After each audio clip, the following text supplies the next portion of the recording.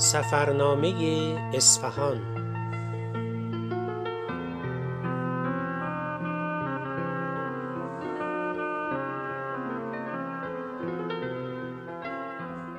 درست یادم هست شبی که قرار بود روز بعدش بروم اصفهان، از دلشوره و خوشحالی خواب به چشمم نیومد. هیلای کتاب جغرافیم رو باز می کردم و اونجایی که از اصفهان و آثار تاریخی، رودها، کوهها، جمعیت، آب و هوا، محصولات کشاورزی، کارخونه ها، صنایع دستی، مرداب گاوخونی و قالیبافی و قلمزنی روی نقره نوشته شده بود، قشنگ میخوندم و ازبر میکردم. عین وقتی که میخواستم امتحان بدم. نقشه ایران رو زدم به دیوار اتاق. اصفهان رو روش پیدا کردم و با انگشت و نگاهم از روی راه نقشه از کرمان حرکت کردم و به رفسنجان و یزد و اردکان رسیدم و گذشتم و اصفهان پیاده شدم. موقع حرکت از روی نقشه و گذشتن از پیچ و خم‌های جاده و سربالایی‌ها یواشکی برای خود گاز می‌دادم و با لب و لوچه و زبونم صدای کامیون در می‌آوردم که یهو بیبی از کوره در رفت و دادش بلند شد. بسه دیگه، بیا بگیر بخواب، صبح 1000 جور کار داری. و من عین خیالم نبود. همونجور تو حال و هوای اصفهان بودم و از عمارت عالیقاپو و منار جنبون 40 ستون تعریف ها می کردم و عکس های توی کتاب رو نشونش می دادم، تا اینکه از زبون افتادم و دیدم بیبی خوابش برده و داره 7 پادشاه رو خواب می بینه. منم نرم نرمک روی کتاب جغرافی خوابم برد.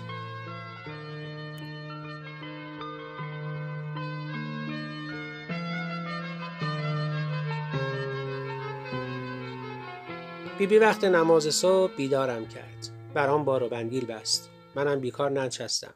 ناشتایی خورده و نخورده پریدم رو چرخ و هرچی قوم و خویش و دوست و همسایه داشتیم خبر کردم که میخوام برم اصفهان. هر کس هم خونه نبود براش روی کاغذ می نوشتم که این جانب مجید، چون به طور ناگهانی عازم اصفهان می باشم، از شما و خانواده محترمتان خداحافظی می کنم. اگر بدی خوبی از ما دیدید حلالمان کنید.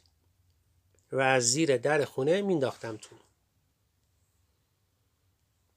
تا الله اکبر ظهر یک دم آروم نگرفتم. در تک و دو بودم و شهر رو پر کردم که دارم میرم اصفهان.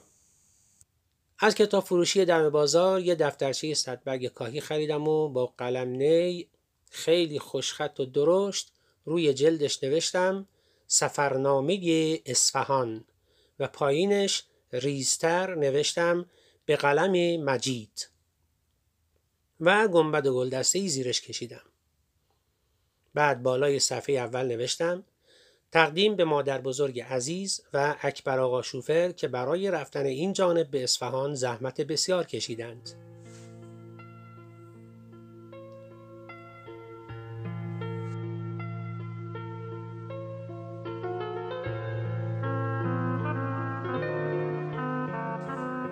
بعد از ظهر بیبی از زیر آینه و قرآن ردم کرد. کامیون حاضر بود و من سفرنامه و کتاب جغرافیا رو زدم زیر بغلم و رفتم بالا. بغل دست اکبر آقا و شاگردش نشستم. کامیون راه افتاد. همین که از دروازه شهر بیرون رفتیم قلمم رو از جیبم در آوردم و سفرنامه رو باز کردم و نوشتم حدود 3 ساعت از کرمان به سوی اصفهان حرکت کردیم. همکنون بنده در اتاق جلوی ماشین آقای اکبر آقا نشستم. سرتاسر بیابان را نگاه می کنم که یک دانه علف و یک درخت در آن یافت نمی شود. تا چشم کار می کند شن است. از دور کوهها و تپه ها را مشاهده می کنم که قهوه‌ای و خاکستری می باشند. اکبر آقا آدم خوبی است. ماشین را خوب می راند. همکنون دارد آواز می خواند. صدایش خوب نیست اما به دل می نشیند و بهتر از صدای ماشین و هوهوی باد است. این شعر را مرتب می خواند و به نظرم شعر دیگری بلد نیست. به دریا بنگرم دریا تو بینم، به صحرا بنگرم صحرا تو بینم، به هر جا بنگرم کوه و در و دشت، نشان از قامت رعنا تو بینم، نشان از قامت رعنا تو بینم. شاگردش که همکنون دارد چرت میزند چنین به نظر می آید که آدم بد اخلاقی است. من از حالا دارم بوی اصفهان را میشنوم. تون تون می نوشتم. اکبر آقا هی روی دستم کله می کشید که ببینه چی می نویسم. نتونست طاقت بیاره. بالاخره پرسید ببینم دایی چی داری می نویسی؟ نکنه داری برای بیبیت کاغذ می نویسی؟ قصه نخور. خودت زودتر از کاغذت برمیگردی. گفتم دارم هر چی می بینم می نویسم. میخوام وقتی برگشتم کتابش کنم. کتاب رو هم تقدیم کنم به شما و بیبی. پوزخندی زد و گفت ای بابا دلت خوشه، کتاب بنویسی که چی بشه؟ برو دنبال یه تکه نون دایی. زد تو ذوقم اما از رو نرفتم. نوشتم تا هوا تاریک شد و چشمهام خطها رو ندید.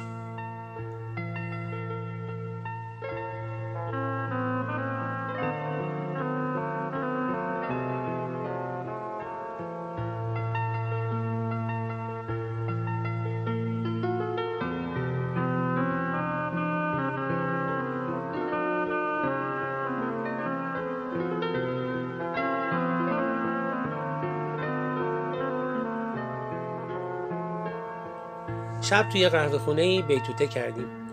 زیر نور چراغ دستی قهوه‌چی سفرنامه‌ام رو باز کردم و نوشتم شب به قهوه خانه‌ای وارد شدیم که بالای شهر رفسنجان است و از اکبر آقا پرسیدم کی به اصفهان میرسیم؟ گفت هر وقت خدا خواست. 2 روز و 2 شب تو راه بودیم. شب دوم دمدمای سحر به اصفهان رسیدیم. وارد اصفهان که شدیم دلم بنا کرد به پرپر زدن.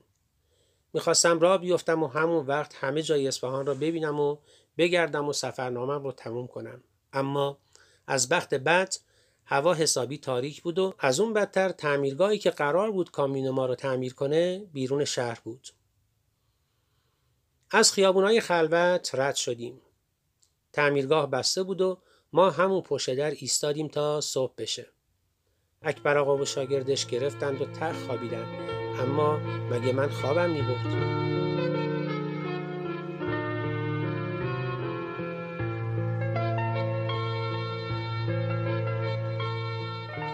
آفتاب که در اومد رفتم سراغ اکبر آقا که تو اتاقک جلوی کامیون خوابیده بود.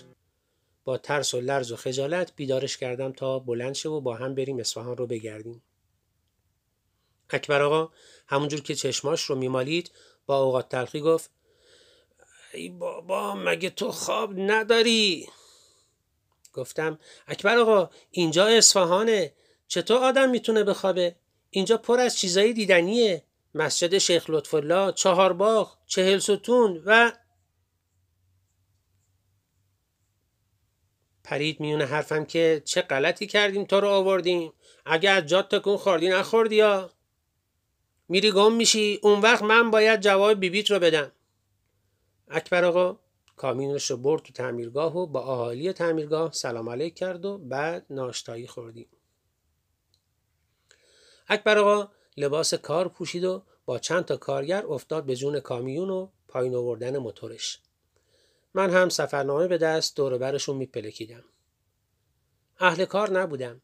رفتم سر نوشتن سفرنامه. از کارگری که پیچ شل میکرد پرسیدم 4 باغ چه جور جاییه؟ گفت 4 باغ جاییه که اسمش 4 باغه. و پشتبندش هر بنا کرد به خندیدن و رفت تو نخ شل کردن پیچ. داشتم کلافه می شدم. سفرنامم رو باز کردم و گوشه تعمیرگاه بغل کامین قراضه و به درد نخوری نشستم و نوشتم: مردم از همه جای دنیا برای دیدن آثار تاریخی اصفهان به این شهر رو می‌آورند و از کاشیکاری‌های زیبای آن لذت فراوان می‌برند. آب و هوای اصفهان بد نیست. دم صبح هوا سرد می‌شود، اما همین که خورشید بالا می‌آید هوا گرم می‌گردد. در اصفهان تعمیرگاه‌های فراوانی است که من خود یکی از آنها را دیده‌ام. داشتم می نوشتم که کارگری آچار به دست از جلوم رد شد. پرسیدم: آقا 40 ستون چه جور جاییه؟ گفت: 40 ستون 20 تا ستون بیشتر نداره. حالا چرا بهش میگن 40 ستون؟ خدا عالمه. و راهش رو کشید و رفت.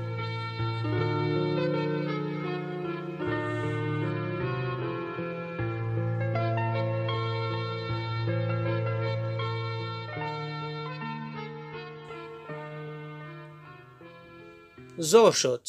صدای اذان می آمد. کار اکبر آقا تمومی نداشت. حوصله‌ام سر رفته بود. هرچه گوشه و کنار تعمیرگاه دیده بودم توی سفرنامه‌ام نوشتم. حدود 2 ساعت از ظهر رفته فرستادند از قهوه خونه بغل تعمیرگاه دیزی آوردند. نهار که خوردیم توی سفرنامه‌ام نوشتم: دیزی های اصفهان خوشمزه است. گوشت فراوان دارد و چون در این شهر غلات فراوان است، نخود و لپه و سیب زمینی زیادی در آن می‌ریزند. 1 دانه سیب زمینی پخته برداشتم و گذاشتم توی جیبم که عصر پوست بکنم و نمک بزنم و بخورم. سیب زمینی بسیار درشتی است و این نشان می‌دهد که محصولات کشاورزی در اصفهان رونق بسیار دارد. بعد از ظهر یه دفعه به فکرم رسید که برم روی کامیون و از اونجا شهر رو تماشا کنم. فکر خوبی بود. سفرنامه و کتاب جغرافیم رو برداشتم و آهسته رفتم روی کامیون اکبر آقا. تو باربند و اتاقک که جلوی کامیون نشستم و شهر رو نگاه کردم و بنا کردم به نوشتن. من در بالای کامیون نشستم. آفتاب داغ تابستان به پس گردنم میتابد و سخت میسوزاند. اصفهان درختان عظیمی دارد که جلوی مناره‌ها و گنبدهای خوشنقش و نگار را میگیرند. اکنون از میان درختان میشود چند تا گلدسته و 1 گنبد دید. گنبد فیروزه‌ای است. 1 کلاغ بزرگ و سیاه نوک درختی نشسته بود و تاب میخورد. هیکل کلاغ جلوی گنبد را گرفته است. اگر کلاغ بپرد گنبد را بهتر میتوان دید. نمیدانم کله این گنبد را که میبینم گنبد کدام مسجد است. عمارت عالی قاپو را نمیبینم. از اینجا 33 پل را نمیتوان دید. آهان، کلاغ پرید. حالا گنبد را بهتر میبینم. صدای خنده اکبر آقا و چند تا از کارگرها از پایین اومد. قاه قاه میخندیدند. اکبر آقا صداش رو بلند کرد: مجید خان، به نظرم مخت عیب کرده. آخه دایی جون، هیچ کی تو این گرما میره اون بالا که کتاب بنویسه؟ بیا پایین دایی جون، آفتاب میخوره به مخت، کار دستمون میدی. چاره ای نبود. سفرنامه رو نیمه تموم گذاشتم و اومدم پایین و کتاب جغرافیا رو باز کردم و از روش توی سفرنامه‌ام نوشتم. جوری نوشتم که انگار خودم اون چیزا رو دیدم. تا غروب همینجور الاف بودم و نگاه هم به دست اکبر آقا بود که کارش کی تموم میشه. بالاخره کارش تموم شد. دست و صورتش رو شست و لباساش رو عوض کرد و گفت: بریم مجید، تموم شد. خوشحال شدم. گفتم: کجا بریم؟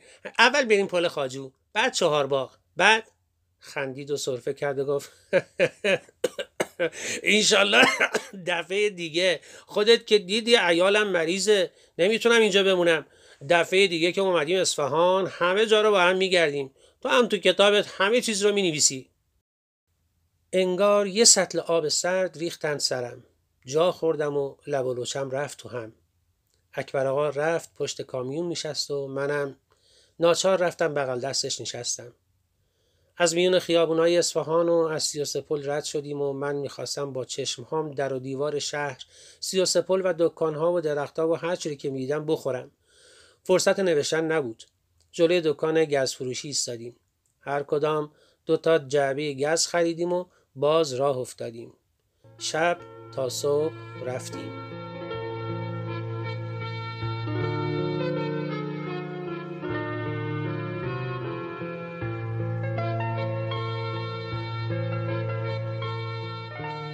روز بعد توی صفحه آخر سفرنامه‌ام نوشتم: عیب آثار تاریخی اصفهان این است که آنها را روی زمین ساختند و درختان بزرگ و سر به فلک کشیده و ساختمان‌های چند طبقه نمی‌گذارند آنها را از بالای کامیون دید. اگر چهارباغ و 33 پل را روی ستون‌های بلندی می‌ساختند، انسان بهتر می‌توانست آنها را ببیند. کسی که می‌خواهد به اصفهان بیاید، شایسته است یک دوربین قوی و بسیار بزرگ همراه بیاورد تا از دور بتواند کاشی‌های زیبای آثار تاریخی را ببیند. اگر کلاه پهن یا چتر با خود داشته باشد، آفتاب پس گردن و کله او را نمی‌سوزاند. دیگر آنکه بهتر است تعمیرگاه‌های اصفهان را نزدیک آثار تاریخی بنا کنند تا اگر کسی در تعمیرگاه باشد بتواند آنجا را خوب مشاهده نماید. دیگر آنکه مردم اصفهان نگذارند درختان شهر تاریخیشان آن همه بلند شود که جلوی آثار تاریخی را بگیرند و مانع دید جهانگردان شوند، و از همه مهمتر این که به کارگرها و مسئولان تعمیرگاه‌های اصفهان گوشزد نمایند که حتما از آثار تاریخی آن شهر زیبا دیدن کنند تا بتوانند جواب جهانگردان را بدهند. و به خونه که رسیدم گز و چای گذاشتم جلوم و جماعتی رو دور خودم جمع کردم و افتادم به تعریف از اصفهان.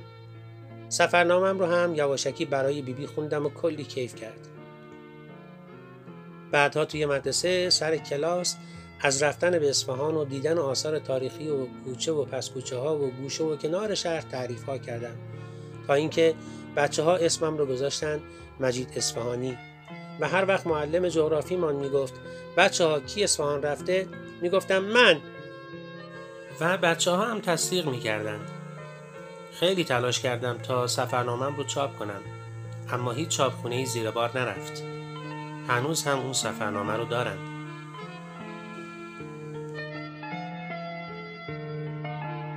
برگرفته از کتاب قصه های مجید نوشته هوشنگ مرادی کرمانی.